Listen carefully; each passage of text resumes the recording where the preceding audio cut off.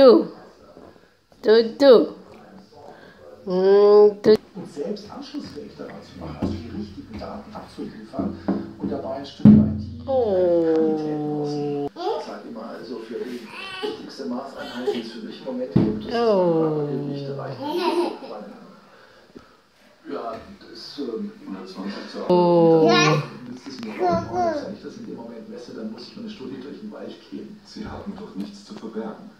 Naja, gut, das ist natürlich die Bankrotterklärung, so zu denken, aber wenn wir das gemacht haben, in eine Umkehr der Beweislast einwilligen, sprich, dass wir zeigen, dass wir nichts zu verbergen haben, oder das macht uns eben nichts aus, dann in unserer Rechtskultur, die ja von der Unschuldvermutung ausgeht, von Personen, das habe ich darüber nachgedacht. Stefan